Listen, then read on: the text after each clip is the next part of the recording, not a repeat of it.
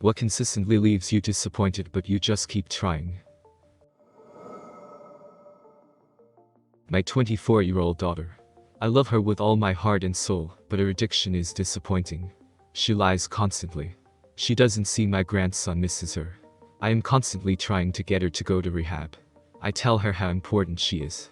I only speak to her in kind, loving words. She makes promises then disappears for weeks, sometimes up to a month, only to contact me again and restart the process of lies and false promises. I do not give her money. She doesn't stay at my house. She lives on the streets and couch hops at her friends' houses, so I don't have much contact with her. She knows I don't approve of her lifestyle, but I also make sure she knows I love her. My younger daughter was murdered a few years ago. It devastated my family. On the 3rd anniversary of my younger daughter's death, my older daughter fell into addiction. Pretty much everything. But no one gets a six-pack from the first time going to the gym. I have to remind myself that life isn't a video game that has clear rewards for efforts. There won't be any special music playing when you level up. You'll just know when you get there. I think the harsh truth that we all know is that true success, however you may define it, is probably going to take a shit ton of time and effort, and that can seem very daunting and even discouraging, because we may try our hardest and still fail. But that's no reason to not try. As an Irish gal in the USA, biscuits and gravy. I'm told it's yummy, and I'm told oh you just haven't had a good one yet. Or no, the gravy here isn't that good, you'd like it better from XYZ. But it's been 6 years, and I still haven't had a good one. It's my son's favorite breakfast item, so wherever we go, I'll always try his in hope of finding this holy grail of biscuits and gravy and some common ground on the breakfast front.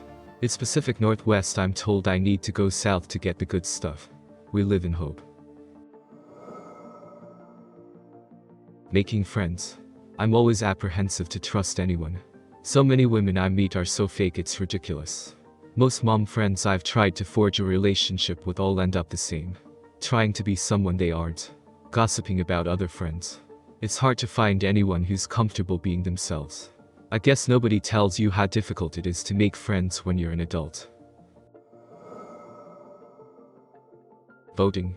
Doesn't really matter who gets elected. There are still wars in the Middle East, massive government debt, continual erosions of freedom, the poor getting left behind, the military-industrial complex thriving, stupid policies enacted, politicians helping each other and their friends instead of the populace, etc. Being normal. I was diagnosed with ADHD, bipolar 1, and clinical depression at the age of 10. My whole life I have been told things I can't do because of my bipolar. Or because I need medicine. My entire middle school year through half of the high school was spent in a medically induced coma caused by my meds constantly making me so drowsy that I passed out all the time. It got so bad that the principal informed all teachers to send me to the nurse, with a passing grade, to sleep. For entire school days. This is where the bullying started with rumors about drug use. People thought I smoked weed. All through high school I was seen as a pothead because I was always so exhausted. I did rocks thrown at me by people. Constant bullying and name-calling. I kept to myself as much as I could by this point.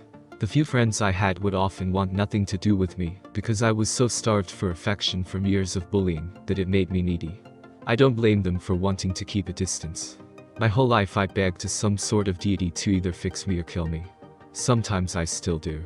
I've looked into getting a lobotomy to force some sort of cranial reset, and hopefully, the connections in my brain will fix themselves. That's the dream. I've been in and out of therapy since the age of 15.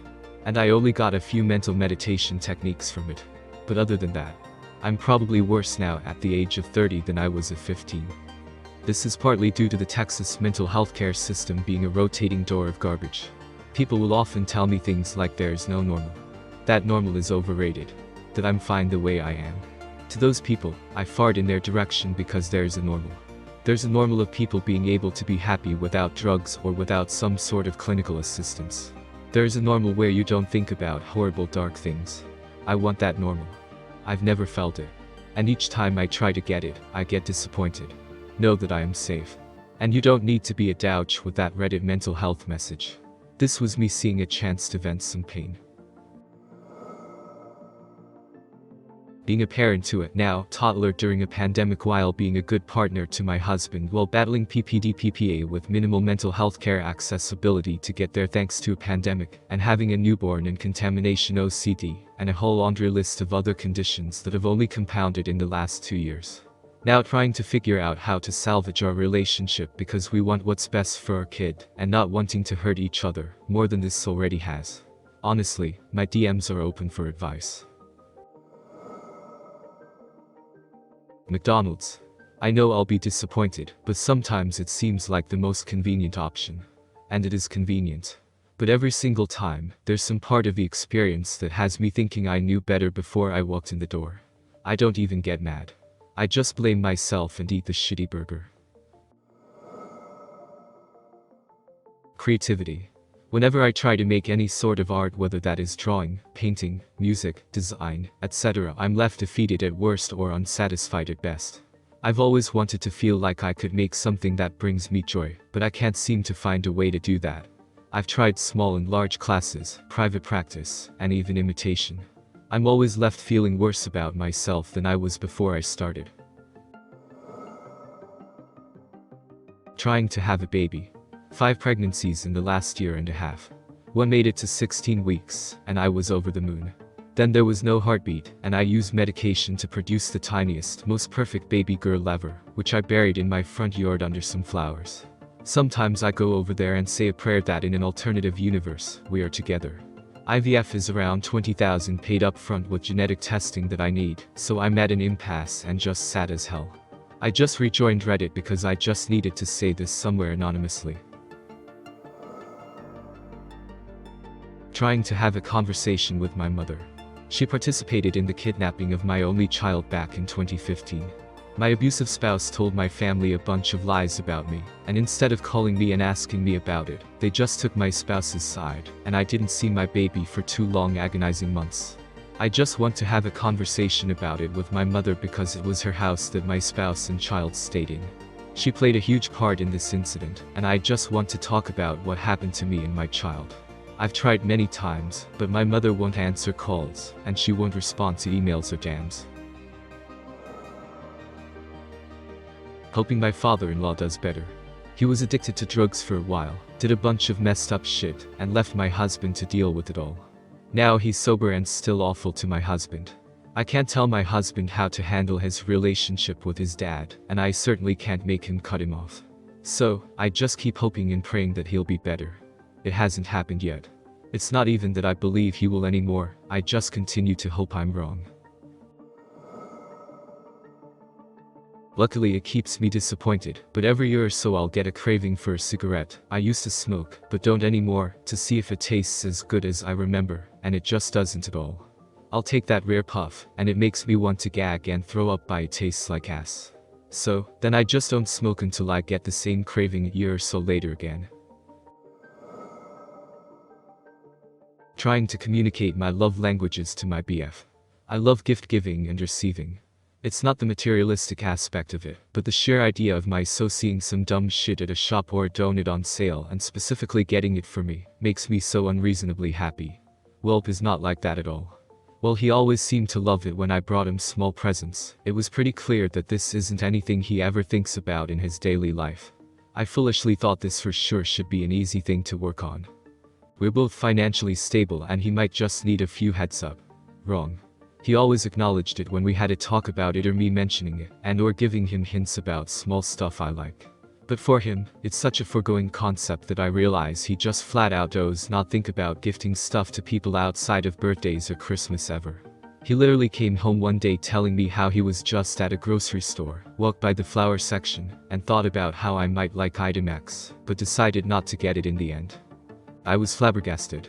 When it comes to holidays like Valentine's Day or Easter, he will proudly proclaim how he doesn't like getting people stuff on such occasions, because it seems forced and would rather just give unexpected surprises throughout the rest of the year. And then he never does it.